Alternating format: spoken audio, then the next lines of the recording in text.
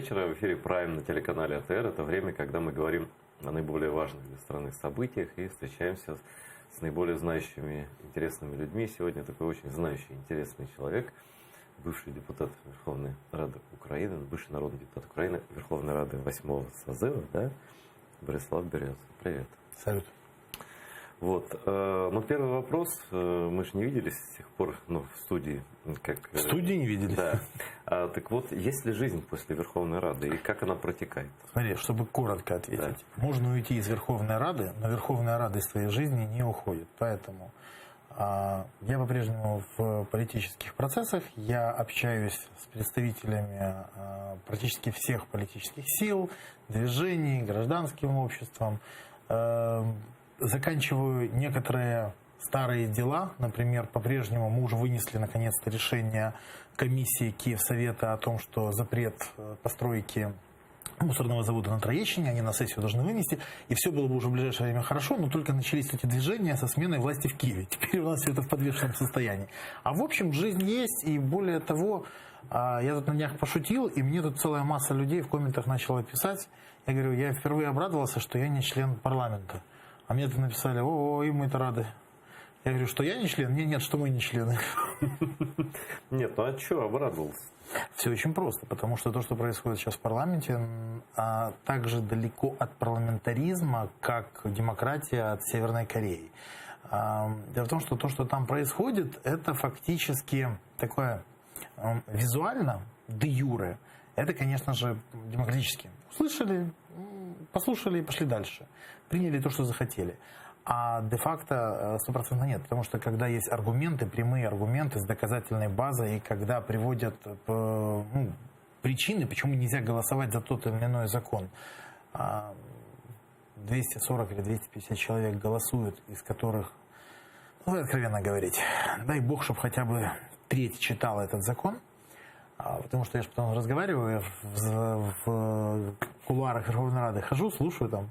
И очень смешная история. Почему проголосовали за этот закон? Извините, очень тороплюсь. А что вам понравилось в этом законе? Я потом вам расскажу. А вы читали этот закон? И я читал. Какое название? Ну и так далее. Наши журналисты с этим сталкивались. Задаешь вопрос, а человек просто, его даже не в чем обвинить. Он не может ответить. Айдар, когда человек хочет идти работать в правоохранительный комитет или какой-либо, не знает, что такое САП, что такое АРМА, кто глава НАБУ или еще что-то, о чем мы говорим.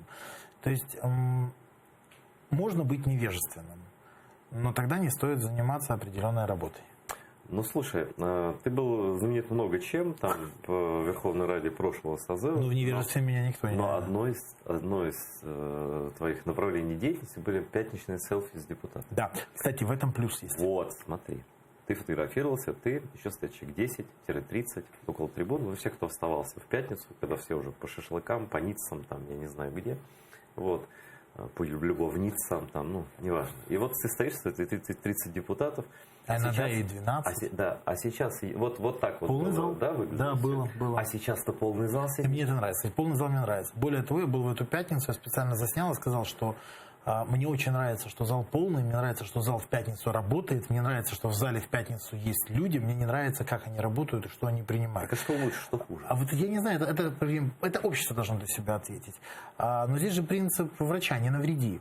То есть законы надо принимать, но не навредить. Потому что когда хотели потянуть закон о том, чтобы отменить все законодательные акты, которые приняты в Украине времен Советского Союза, то с точки зрения пиара красивый ход, а с точки зрения логики отвратительный, потому что туда же и Трудовой кодекс, и КоАП, и все остальное. Это все хотели. Туда же и акт о передаче Крыма. Тут очень многие вещи. И получается, все это мягко говоря, обнулить, но это неправильно. Кроме того, я могу сказать, что еще что мне очень понравилось, что когда я в пятницу был, я увидел, и действительно мне это понравилось, меня же повели, показали столовку, в столовке никого нет. Пустая столовка. Это плохо или хорошо? Это хорошо, мне понравилось, потому что реально люди находятся в зале. Что мне не понравилось, то, что депутаты бегают от журналистов, они их боятся патологически, это видно, я имею в виду новые депутаты, притом не только одной фракции, разные, но они боятся, они бегают от них. Второе, то, что мне не понравилось, что депутаты, мягко говоря, не всегда понимают, за что они голосуют, почему нельзя голосовать, и очень многие те, кто понимают, все равно голосуют. Это такое что-то из времен партии регионов, и Чечетова, который по взмаху руки давал команду, и хотели или не хотели люди, но они нажимали кнопку. Вот это мне не очень нравится. Слушай, про отношение к журналистам. Ну, наверное, люди всегда, но особенно люди менее опытные, более молодые, там, да, они ловят тренд сверху. Ну, прислушиваются к товарищам либо более старшим, либо более высокопоставленным. Вот когда глава администрации президента говорит, что журналисты нам не нужны, да, публично, ну, наверное, и рядовой депутат думает, ну, блин, старший сказал, что не нужны, ну, и я не буду с ними общаться там. Или старший сказал депутатам, что не общаться, изолировать. Потому что на самом деле, давай говорить откровенно, в 8-м созыве были идиоты в сессионном зале. Были достаточно, были неадекваты, были люди, чья психика вызывает много вопросов, и диагноз может поставить только профессиональный психиатр. Но в этом созыве, видимо, они тоже есть. Потому что некоторые люди видят путч или пунш, непонятно пока. Некоторые еще что-то, безумие есть. Но никто не бегал, никто не боялся журналистов. То есть вообще здесь же принцип Петра Первого еще. Боярам в Думе говорить по ненаписанному, дабы дурь каждого была видна. Здесь то же самое. Журналист подошел, спросил, это все сразу видно. Идиоты или адекватный человек? Ну, не сразу видно. Это ты, может быть, такой умный. Не всегда можно отличить ненормального от нормального. Со временем. Да, что констатировал в интервью BBC украинской службе этой знаменитой телерадиокомпании господин Богдан Андрей, который глава администрации офиса президента, простите. Его спросили, как офис президента реагирует на обвинения некоторых нардепов «Слуги народа», которые из фракции «Слуги народа», которые уверяют, что у Зеленского, то есть в ОП, не считаются с народными избранниками и хотят их превратить в ручных животных. На это Андрей Богдан ответил, что во фракции есть психически больные люди. Давайте, на самом деле, очень прямая. Я приветствую такие высказывания, потому что они такие, ну, как бы их не придумаешь, они не экзасперированные, не хитрые, прямые. Значит, давайте послушаем, что он сказал дословно.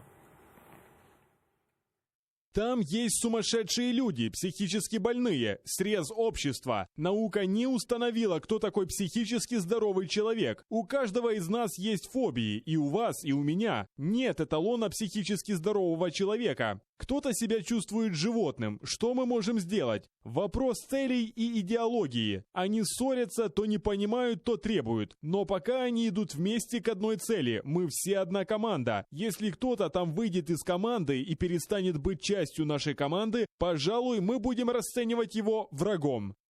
То есть тут вообще непонятно, что первая часть очень остроумная, я смеялся, вот если тут чувствую себя животным, там, то да. Потом оказывается, что да, люди, которые чувствуют себя животными, неадекватные психически, они все равно члены команды. Если они выбьются из команды, тогда враги. То она враги. То есть психически больной или здоровый может стать врагом, если выйти из команды. Если животное дает молоко, то это домашнее животное. Если это животное бросается рогами вперед на хозяина, тогда его пристреливают. Он враг. Ну, тут уже все очень просто. С точки зрения логики здесь все здесь связано все. А другое дело, только все-таки хотелось бы по фамилиям, ну, чтобы понимать, кто из них. Представляешь, кого-нибудь? Конечно. Но тут я представляю как минимум нескольких, я действительно понимаю, о ком я говорю. Более того, и журналисты многие знают. Опять же говорю, их поведение очень показательно. Но на самом деле здесь же... Смотри, это про путч, ты имеешь в виду? И это тоже, кстати. Кто обнаружил путч? Конечно. Ну, кто-то путч, кто-то пунш. Кого-то пучит до сих пор. В общем, смысл какой? На самом деле, я когда-то сказал журналистам, они очень смеялись, потом согласились. Я говорю, парламент – это полное отражение общества. Вот сколько примерно в обществе процентов умных людей, столько и в парламенте. Сколько адекватных, столько и в парламенте. Сколько воров, наркоманов, алкоголиков, идиотов, столько и в парламенте. Подобные выбирают подобных. И это нормальная ситуация. Да, сумасшедшие тоже имеют право голосовать. Поэтому они себе выбрали. Это, кстати, абсолютно адекватная ситуация. У нас нет никаких запретов на это, поэтому ты можешь не удивляться. Другое, что меня беспокоит, что неадекватные люди и раньше голосовали, и сейчас голосуют. Вообще, когда-то Таня Черновил гавкала на полицейского, я помню, пыталась его укусить, сидя в автомобиле прямо возле Верховной Рады. Я тогда впервые задумался о том, что депутатам и кандидатам в депутаты необходима психиатрическая экспертиза, потому что люди должны все-таки выбирать адекватных людей. Ну, неправильно, когда депутат там, бросается или кусается на разные кого-то. слишком диагнозы. Один может... Еще раз, да. есть определенные более-менее стандарты. Адекватен, неадекватен. Ну, то есть психиатрия, она же... Ну, на самом деле, Богдан не совсем прав, он не психиатр, действительно Да. есть критерии. Есть критерии, адекватен. Есть. Вот, поэтому я же говорю. И тут можно сказать, что этому человеку как бы не может он управлять государством. Смотрите, у нас когда, когда сдаешь на вождение автомобиля, ты должен принести справку, что не наркоман, что ты здоров, а когда государством, то не надо. То есть, получается, автомобилем более опасно управлять, чем государством. Хотя в моем представлении с точностью до наоборот. Ну да, оно так, конечно, но это все из области... Но вообще, вот как тебе стилистика общения на новой власти с прессой? Ну, со своей не очень они общаются, допустим, а вот с BBC. Ну, так, очень искрометно. Искрометно. Нет, во-первых, оно яркое, искрометно, сочные образы. Я могу сказать такую вещь. Ведь это же интервью давалось с расчетом не на украинскую публику. Ну да. Вот. Соответственно, для того, чтобы западная публика посочувствовала, в каких условиях работают, и поддержала. И они же ведь как будут думать? Смотрите, избрали украинцы сумасшедших, а этим приходится их держать в ежовых рукавицах. И если, не дай бог, их расслабишь, эти ежовые рукавицы, они же вырвутся и начнут такое творить. То есть это такой намек, держите нас семеро, у нас тут народ срез общества здесь вот сидит, и вот приходится... Здесь очень просто. То есть как месседж, он очень грамотный. Нет, серьезно, вот что-что, а то, что Богдан может послать неправильные месседжи, я не верю. Это он четко это делает, структурированно, в этом он большая умница. Это действительно. Вопрос в том, что он не ориентируется на украинского читателя. И это было очень проблемно. То есть в Украине это воспринято смешно. Вопрос, через 2 дня кто об этом будет помнить? Никто. Вообще никто не будет помнить. А западный читатель или те люди, которым адресуется это, потому что потом будет сказано, поймите, для того, чтобы их держать, нам нужен императивный мандат. Для того, чтобы их держать, контролировать, нам нужны еще те или те ограничивающие права или полномочия законы. Это объясняет, зачем это сделано. Вот ты сказал, я это пропустил, да и мы дальше пошли, про то, что напоминает Северную Корею. Вот мне, и вот когда говорят так, я считаю, это небольшое привлечение, но все-таки, ну, понятно, что там сам Богдан говорит, набрали бог знает кого, откуда, да, но все равно... Нет, там есть хорошие, я здесь говорю, там есть реально очень грамотные ребята. Есть, но он же говорит не про всех, но про часть такую, которая не готова, и вот, говорит, мы сами их не знали, но он же там много чего рассказал в интервью. Вот, это все понятно, но... Все-таки, мне кажется, при всем, так сказать, непочтении к Северной Корее, ну не тянет наш парламент на Северную Корею. Это не тянет, преувеличение. Это аллегория, которая легко прослеживается. Ну вот хорошо, давай говорить по-другому. Какие примеры того, что вот модель принятия решений такая авторитарная уже есть в парламенте? Ну элементарно. Начнем с того, что решения присылаются из АП. Депутаты не знакомятся с этими законопроектами, это видно, это не секрет. Кроме того, меня лично когда-то резанул момент, когда спикер парламента Разумков говорить, а зараз я прошу, ми йдемо на перерву, і тому зустрінемось, і Зеленський, який сидів прямо тут, ні, работаем дальше, работай, працюємо. І він говорить, працюємо далі. В парламентско-президентской республике президент рассказывает, кто куда пошел, что делает, как. Это не есть корректно, как минимум. Он может это делать не публично. Но это как в кино. Это же немножко кино, да? Вот, но это же киношный сюжет, но это правда? Кино идет сейчас. Да. Но люди хотят шоу, людям нравится шоу. И это шоу, кстати, воспринимается очень многими позитивно, потому что 77% людей поддерживают это шоу. 71, по-моему. 77. 77, да? Да, но меня другое удивляет. Вот лично меня удивляет другое. Эти же 77% избрали этот парламент. Они проголосовали за своих кандидатов.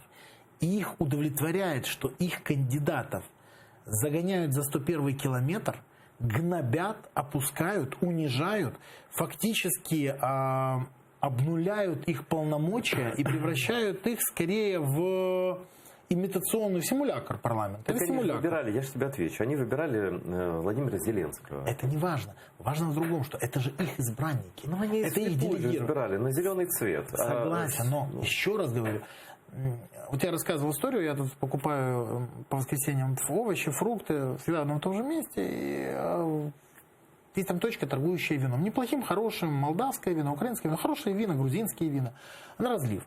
И он говорит, Борислав, вот вы все время, как бы, когда были депутатом, все отказывались, типа говорили, вы за рулем, вы за рулем. А сейчас-то вам можно? Я говорю, так я сейчас тоже за рулем. Так вы же уже не депутат, уже можно. Давайте, угощу вот вас. Я пытаюсь понять, что люди как воспринимают. Вот если бы мне туда, вот я бы нацарював.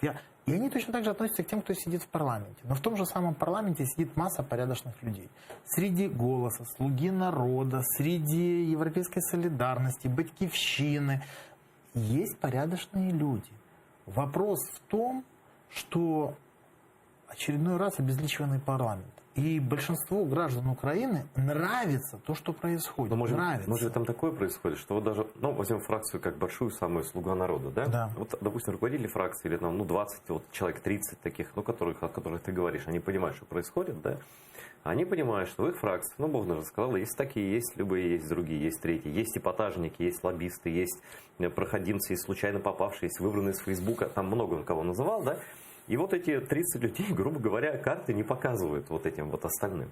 Они готовят решение, это я так предполагаю, я не знаю, как это происходит. Вот с ОП приходят, они раздают, и вот каждый, может быть, каждому придан там 5 вот этих неофитов каких-то там, да, и они говорят, значит, голосуем так, все нормально, все мы проверили, все хорошо. Может, оно так и лучше, чем 200 человек, которые ничего ни в чем не понимают, а некоторые из них, как говорил Богдан, еще и будут лезть в это все.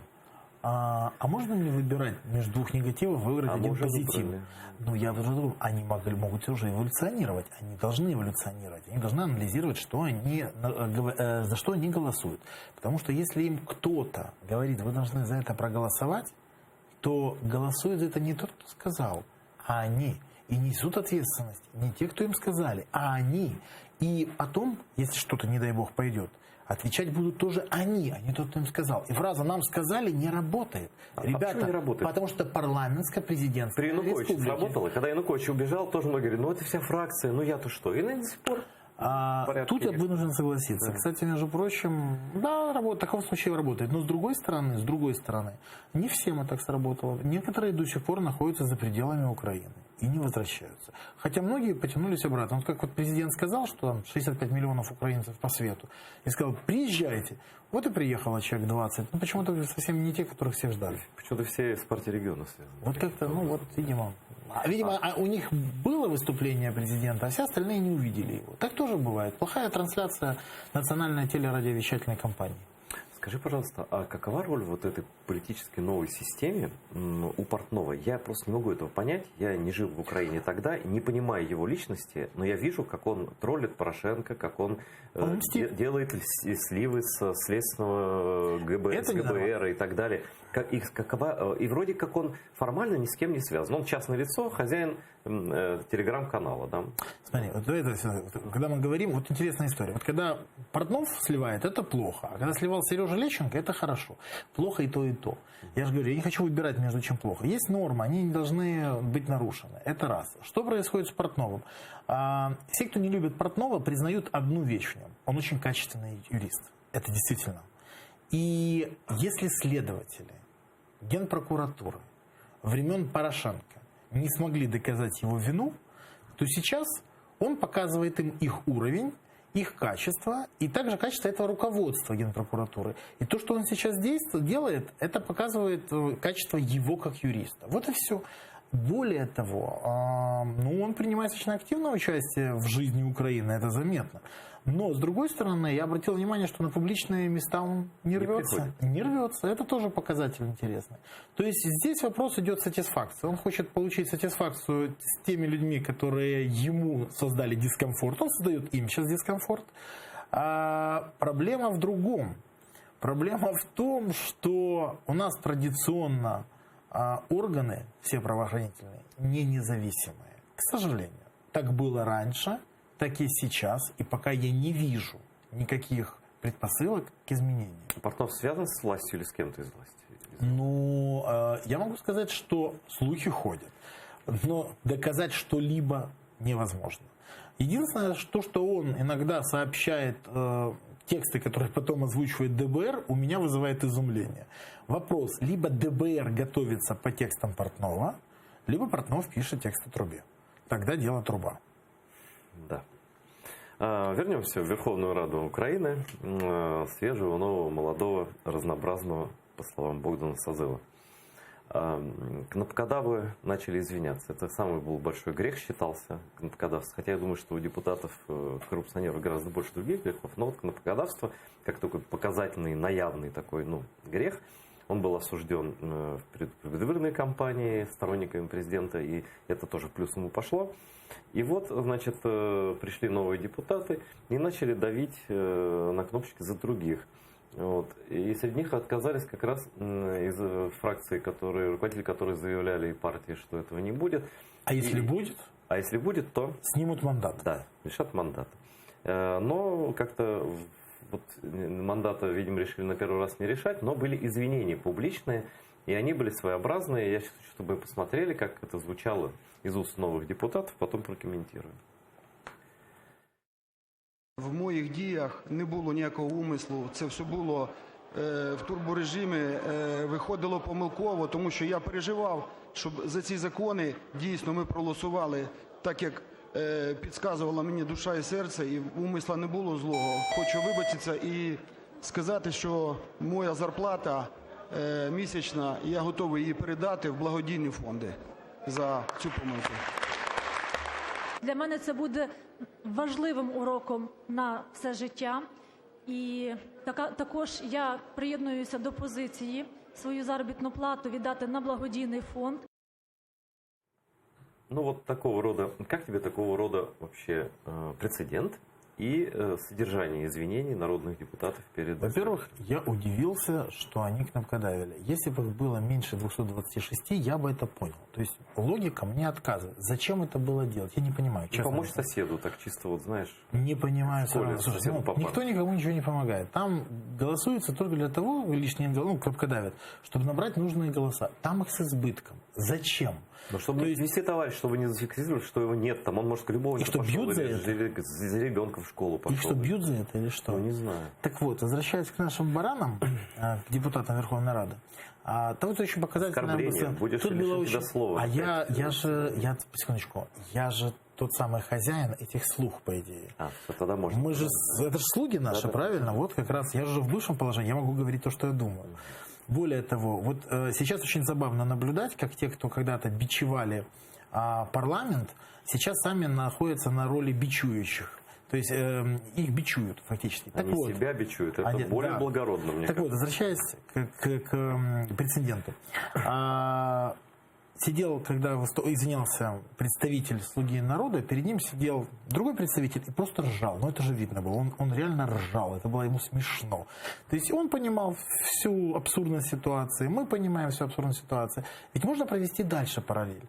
Ну смотри, за то, что кто-то кого-то ударит, выставляется 2 кофе, допустим, в виде извинения, и 2 часа в углу стоит.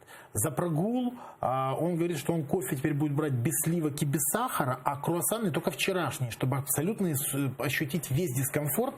И когда они начинают рассказывать такие подобные вещи, ну это смешно. Например, я знаю, как закончилась такая история в Польше и в Израиле. В обоих случаях депутаты лишили своего мандата и было уголовное преследование. И там, и там. За нажатие на кнопку? Конечно, кнопкодавство, потому что они нарушают фактически закон. Они должны голосовать самостоятельно. В случае, если они голосуют за другого человека, то они фальсифицируют волеизъявление народа. Но это в такой вопрос. Это, знаешь, ваши ко многим вещам относятся снисходительно. Вы не знаешь, мне резануло ухо, когда депутаты вот сказали, что они отдадут свою зарплату на благотворительность. У нас что, это наказание, что ли? Ну, у нас наказание было и увольнение раньше. У нас вместо того, чтобы садить людей за коррупцию, у нас их увольняли просто. Это тоже не первый раз. Здесь нет. Здесь как раз вот они свою зарплату жертвуют в виде извинения. То есть они сами на себя накладывают наказание такое. Просто, как бы так помягче сказать, для очень многих депутатов и в «Слуге народа» зарплата, которая там заходит, далеко не самая... Да, иначе бы жена его встретила там. Не самая главная вещь в их жизни. Это просто так. Поэтому это отдельная история. Меня волнует следующее. Будет ли дальше кнопкодавство? И почему Разумков, который признал, что было кнопкодавство, а он же обещал, что не будет ни одного нарушения, не переголосовал эти законы, которые приняты с нарушением, с кнопкодавством, и могут быть оспорены в Конституционном суде. Они могут быть оспорены? Конечно же. Каждый законопроект, который был принят с нарушением регламента, процедуры регламента, может быть оспорен в Конституционном суде. Так было с законом Кивалова-Колесниченко, который был оспорен не за текст закона, а за нарушение процедуры. Поэтому здесь как раз все очень просто. Вопрос другой. Почему он, признав, замялся и не проголосовал? Для меня это загадка. Опять же, может быть, это неопытность, может быть, пока еще ошибки. Но когда депутат говорит: ви извините, ми в такому режимі шаленого принтера працюємо. Так не працюйте в такому режимі. Може, краще якісно, ніж швидко. Тому що, Или какой-то баланс найти хотя бы. Так. Вот смотри, мы обсуждаем только «Слугу народа». Они, конечно, заслужили своей народной поддержкой, так как большинство там действительно решают очень многие вопросы. Но был скандал, тоже связанный с парламентом, когда Ирина Геращенко, бывший вице-спикер, времен Березы, значит, назвала с трибуны депутатов от фракции «Слуга народа» зелеными человечками, которые захватили парламент Украины, как когда-то зеленые человечки-оккупанты российские захватили Крым.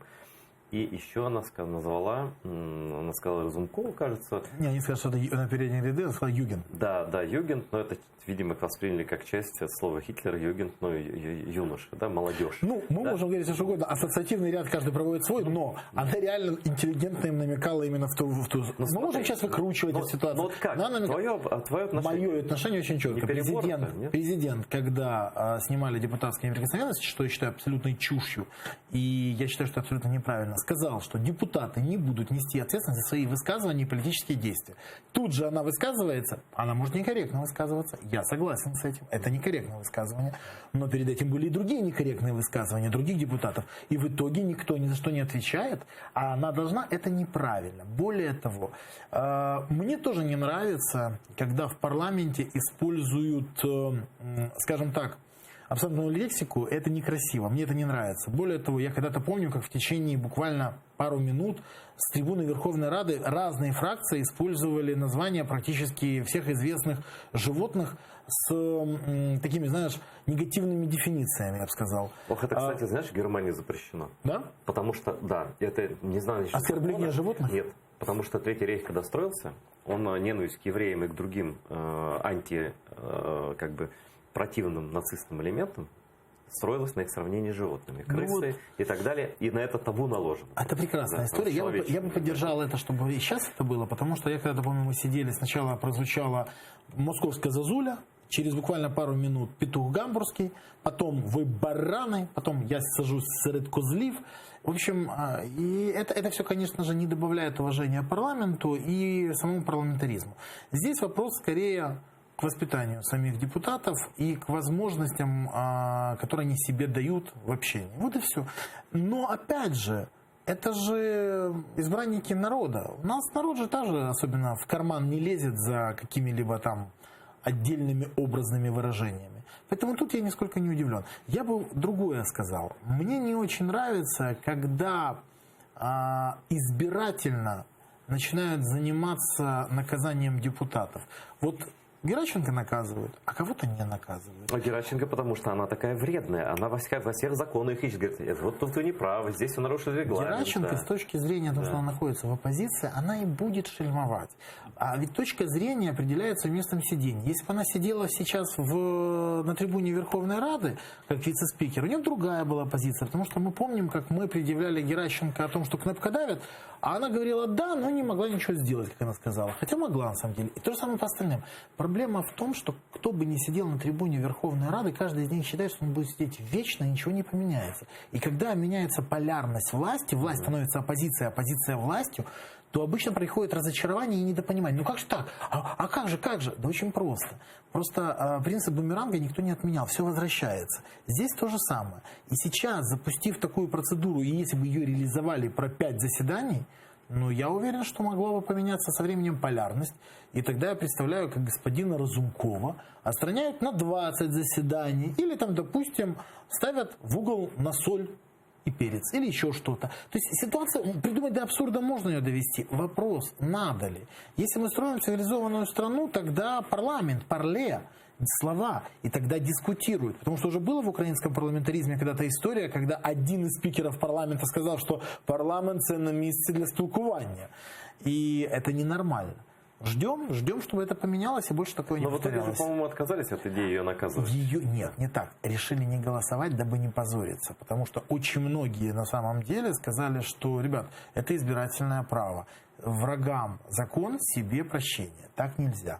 Если для всех, то для всех. Пожалуйста, 5 дней, вы хотите на 5 заседаний, нет проблем. Кто-то обещал сложить мандаты, вот 2, пусть складывают мандаты и уже дальше развивать. Тогда это честное отношение ко всем. Я хочу еще одну ситуацию обсудить, потом вернуться опять к нашим делам. Но сегодня была международная новость, которая меня страшно заинтересовала. Российская газета «Коммерсант», которая, я просто знаю, она давно под контролем администрации президента России находится. Скажите, пожалуйста, а есть в России хоть какие-то СМИ, которые не под контролем? Нет, конечно, но просто «Коммерсант» — это газета, которая туда не желтые сливы дают, а сливы такие. Не фигню, да? Чтобы уровень такой держать, якобы, серьезного СМИ. И вот появилась статья про Беларусь. Про то, что с января 2021 года, то есть единое через государство. Через 1,5 года, будет там как-то такое гибридное государство. Там будет какая-то, значит... слияние экономик с единой валютой, но с 2 нацбанками. Хотя что там лишает Нацбанк экономики, которая в 39 раз меньше, чем та, да? Это вообще... то есть у них все очень просто. Это будет как в том анекдоте, когда... Муж говорит, что хочет кататься на лыжах, а жена говорит, что хочет на море. В итоге едут на море, а муж разрешает взять с собой лыжи. Да. То есть, примерно то же самое. Вот здесь будет то же самое. Да, и вот, чтобы узнать ситуацию из первых уст, мы связались с Юрием Губаревичем. Это лидер движения «За свободу». Он в Минске находится, собственно, в Беларуси. Здравствуйте, Юрий. Слышите ли вы нас, видите ли вы нас? Все хорошо? Добрый вечер, да. Добрый вечер, Юрий. Вот вам слово. Мы сидим в студии с Бориславом Березой, народным депутатом прошлого созыва Верховной Рады, и дошли мы до темы Беларуси и слияния с Россией, которая анонсировала сегодня в одной московской газете. Что вы об этом знаете и что вы можете по этому поводу сообщить украинской аудитории? Это новости, которые ожидаются уже давно, так как мы видим, что уже последний год идет процесс обсуждения возврата к союзному договору конца 90-х, и на данный момент не было никакой конкретики. Поэтому ожидаемо новости взорвали белорусское общество. Однако, на мое мнение, это похоже больше на какой-то информационный слив, такую проверку боем, когда поставляют информацию, но не полную информацию. Есть речь о экономической интеграции, о единой валюте, о регулировании рынка, но нет, у вас абсолютно нет никакого освещения вопросов военной интеграции, внешнеполитических, совместных действий и так далее. То есть, наверное, это такая проба пера и проба проверки реакции белорусского общества. И какова же эта реакция, на ваш взгляд? Реакция, конечно, крайне негативная. Тут тяжело говорить за все общество, но находится, значительная часть его, наверное, находится под влиянием российской пропаганды, так как по-прежнему информационные каналы имеют свободный доступ к умам и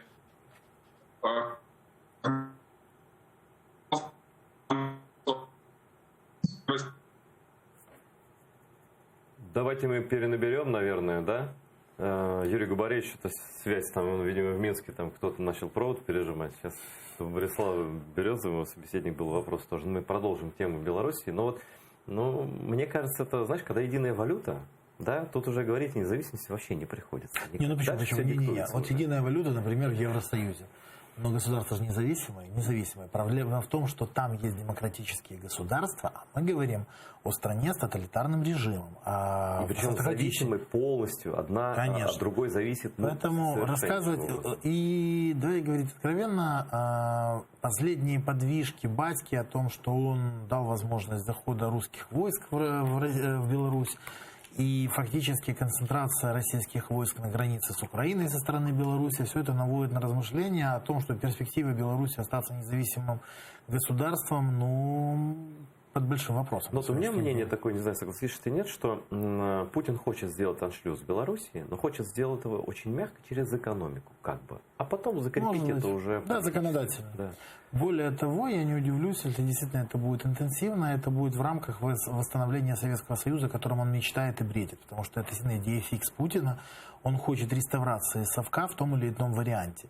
Более того, общаясь с казахами, они говорят, что они очень переживают за Северный Казахстан, где достаточно сильные на сегодняшний день были сепаратистские движения пророссийские, которые очень быстро казахские спецслужбы подавили, помня, что происходило в Украине. Да, понятно. Но они говорят, что основная цель была тоже это попытка убедить, скажем, пророссийское население Казахстана в том, что, ребята, надо двигаться в сторону России, если что, кусками, но присоединяться.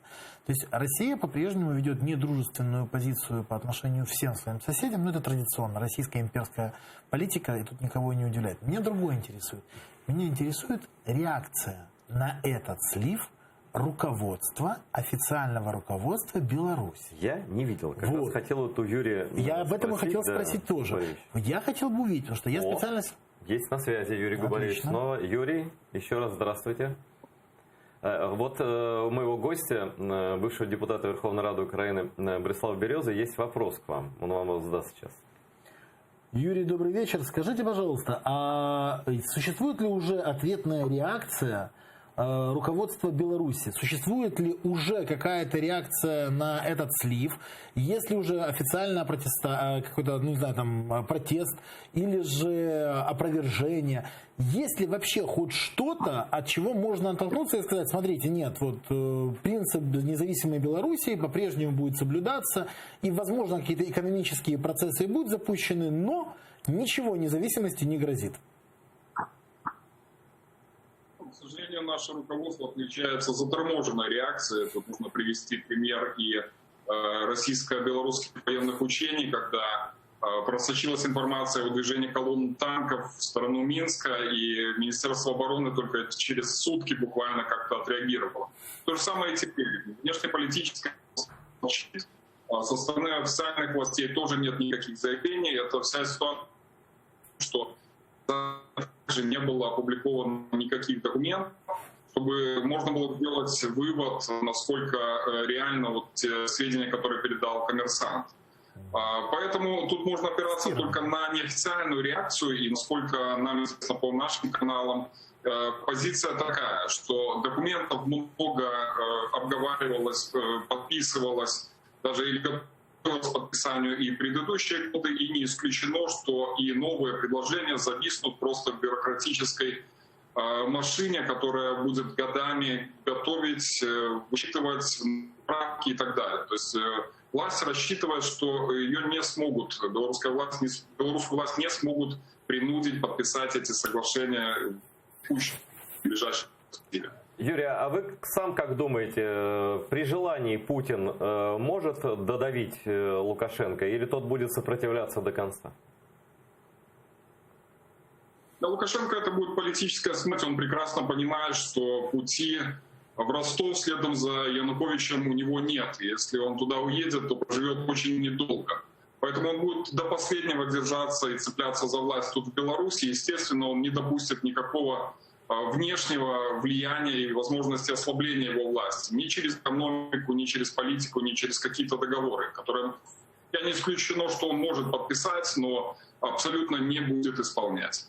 То есть, если они несут личной власти. То есть фактически вы утверждаете, что вот этот союз, политический, если союз, или даже такой, которым сообщил «Коммерсант», да, возможен только через труп Лукашенко, грубо говоря. Сам он на такое не пойдет.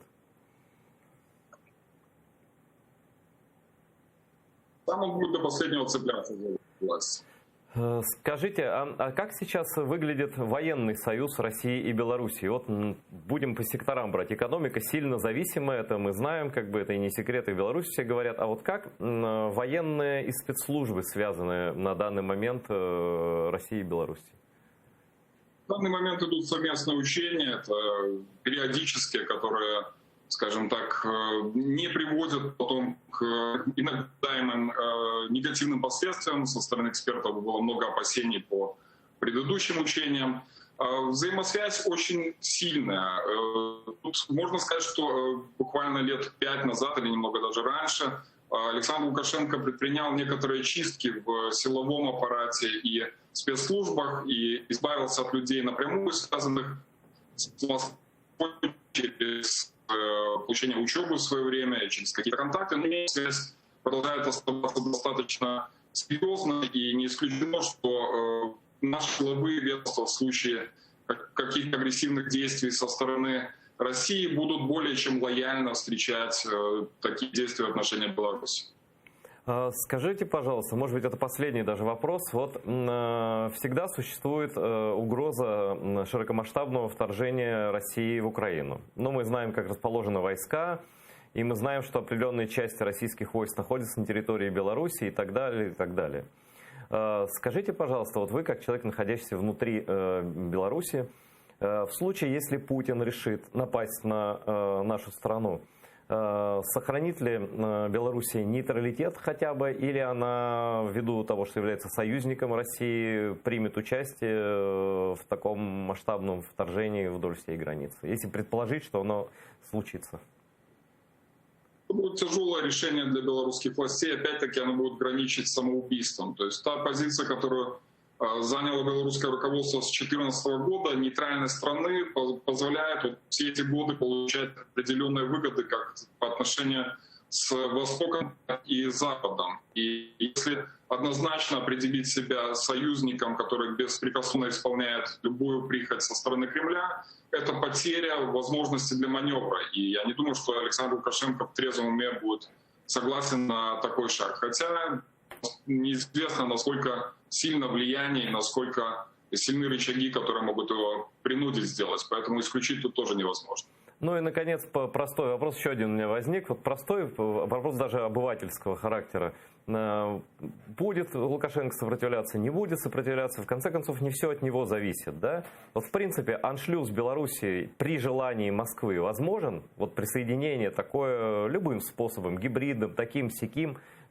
Чувствуете ли такую угрозу вы и белорусское общество?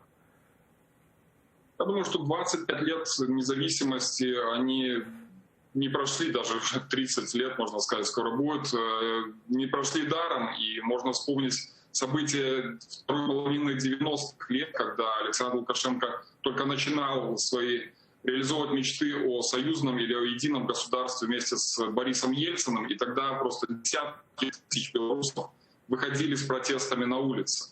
Я напомню, что это было буквально считанные годы после восстановления независимости. Сейчас целое поколение выросли в независимой стране, и пусть вопрос не стоит так остро, пусть мы не видим массовых акций последние годы, но в случае каких-то реальных действий, которые будут направлены против белорусской независимости, я думаю, что это будет очень болезненно воспринято белорусским обществом и очень болезненно аукнется всем инициаторам идеи утраты независимости Беларуси. Спасибо, Юрий. С нами был Юрий Губаревич, лидер движения «За свободу» из города Минска, столицы Беларуси. Спасибо, Юрий. Ну вот такой анализ. Согласен? Я могу тебе сказать только одно. Это может быть тестирование действительно общества, как оно воспримет.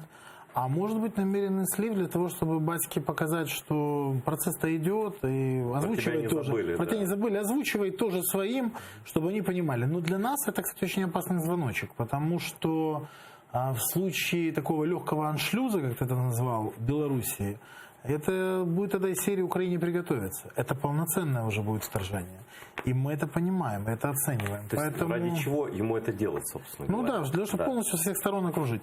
И тут я бы очень сильно напрягался. Поэтому воспринимать, что с Россией о чем-то можно договориться, Россию в чем-то можно убедить. Россия, я говорю, Путин. Потому что мы четко понимаем, что на сегодняшний день империя действует по решению одного диктатора, и все. Поэтому здесь все очень просто. И я бы переживал за Беларусь, потому что мы на самом деле взаимосвязаны с ними. Нам действительно важно, чтобы они остались независимой державой. И, к сожалению, я пока не вижу также особых активностей со стороны как батьки, так и Лукашенко. Меня развлекает это название его, честно говоря. Но и так и не вижу стороны Европы, которая бы, по идее, могла оказать определенную помощь. Но здесь ни он не идет на уступки, ни они не идут на достаточно серьезные шаги навстречу. Ну, страшно. Путиным страшно ругаться. Тяжелые времена. Да. Но тем временем прозвучало такое новое для украинской политической риторики слово в отношении России «оттепель». Да? Прозвучало оно и на форуме, вернее нет, вру, да, на телеканале «Интер» выступал новый министр иностранных дел Украины Вадим Пристайко. И он заявил, что в процессе переговоров между Украиной и Россией появилось определенное потепление. Давайте послушаем цитату нашего министра иностранных дел. Мы понимаем с вами, что навести порядок мы сможем, если украинский порядок перейдет на нашу землю. Мы сейчас ищем компромисс, как восстановить мир. Очевидно, это не входит в интересы России. Именно для этого и придуман минский формат договоренности. Насколько Россия готова сейчас договариваться, есть определенное потепление, оттепель. И Зеленский пытается это использовать. Я вот смотрю, говорю, по поводу оттепели. Читаю сегодняшние новости. Оккупанты 5 раз обстреляли позиции ВСУ на Донбассе. Начало суток, 1 боец ранен. Это состояние 12:00. У меня вопрос. Это у нас оттепель? Что значит никого не убили, а только ранили? Я думаю, что господину Пристайко было бы неплохо слетать на восток. Туда недавно летал министр обороны Андрей Загороднюк. Он видел эту оттепель. Он общался с бойцами, он многие вещи понимает, он знает. Пусть он расскажет своему коллеге. Я понимаю, что задача министра выполнять определенные поставленные перед ним планы. Но я все-таки хочу напомнить господину Пристайко, что он по-прежнему гражданин Украины, он по-прежнему человек, которому я верю, не безразлична Украина. Поэтому не стоит себя обманывать или погружаться в иллюзии. В любом варианте с Путиным не договориться. И войну, которую Путин начал, он закончит ее не по той причине, чтобы у вас реализовалась поставленная перед нами задача закончить войну на тех условиях, которых вы хотите, а он закончит ее только на тех условиях, которых он хочет. А это значит особый статус для Донбасса, это забыть о Крыме, это значит медленная интеграция в российскую зону влияния, а может и быстрая. И это значит, что возвращение полностью под контроль фактически финансовых, политических, экономических и религиозных сфер влияния России. Это опасная история, которая может закончиться потерей суверенитета и государственности для нас. Я хочу продолжить то, вот, о чем ты сказал, что сегодня были известия с фронта. Мы посчитали, с 21 июля на Донбассе начало действовать так называемое хлебное перемирие. На данный момент, с 21 июля, оккупанты обстреляли наши позиции 5000 раз, 500 раз. Поделите на количество дней, это 2 месяца, да? Вот, 500 раз. Из них 80 раз из оружия, запрещенного Минским соглашением, то есть большего калибра, чем разрешено, да, и артиллерийского, и минометного калибра. За это время погибло 17 украинских воинов, ранены 48. Это данные штаба операции Объединенных сил. Вот без комментариев про оттепель, потепление и все. Это не оттепель, это убийство украинцев на Донбассе. По-прежнему происходит все то же самое, что и раньше. Ничего не поменялось. И еще, я не верю в то, что Путин согласится на наши условия по одной причине. Войну начинают не для того, чтобы закончить ее по желанию той стороны, которая слабее, и той стороны, на которую напали. Так не бывает. Заканчивают ее либо победой, либо капитуляцией. Надо тоже об этом говорить.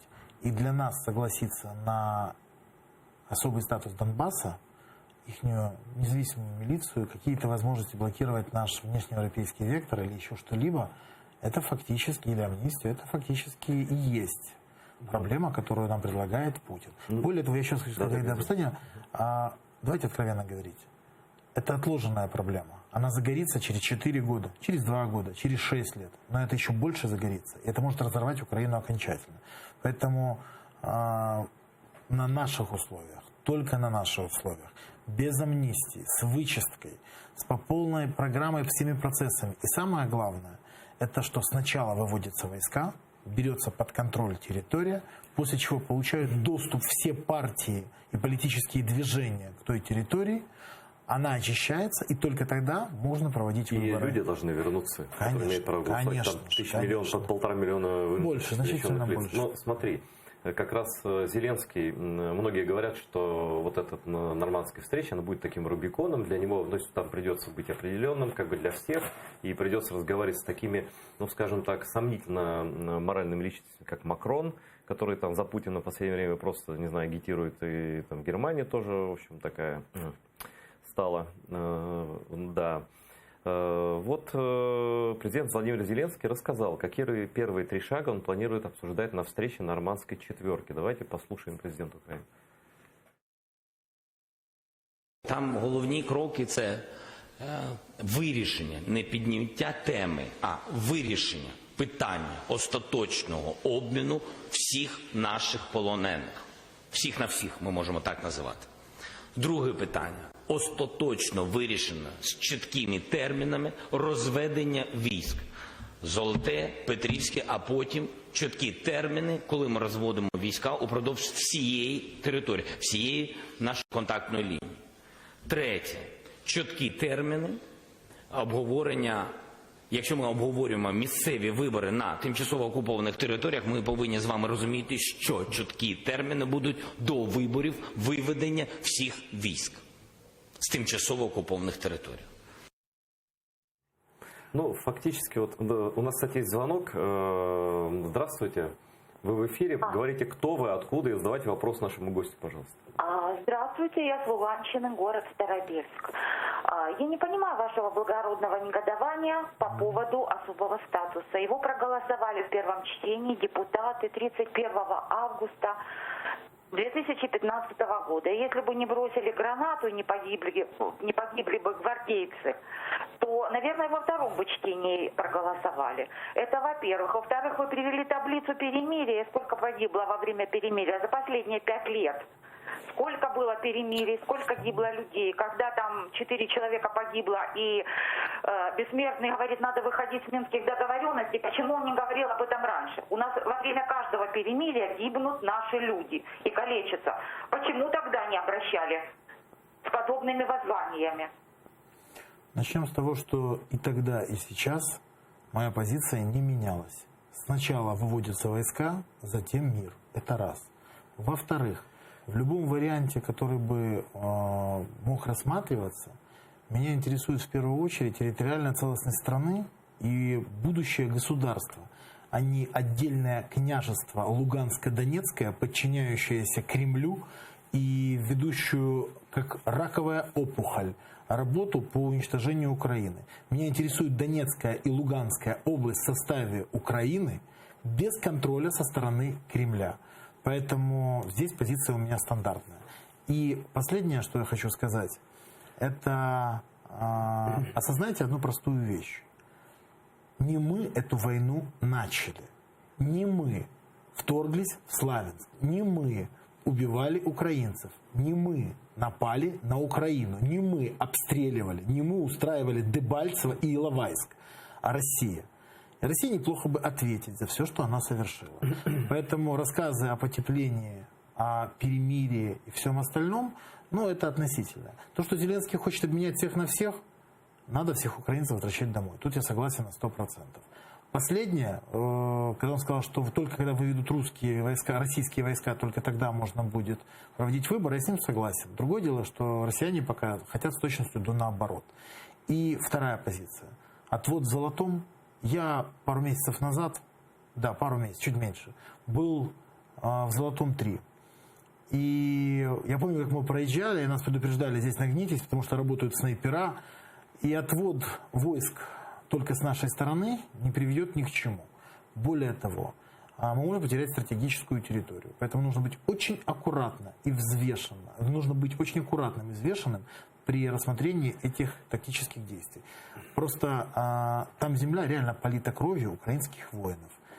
И с той стороны находятся не только манкурты и предатели, но и российские войска, действительно российские войска, которые отрабатывают поставленные перед ними задачи и тренируются на украинцах фактически, как в тире.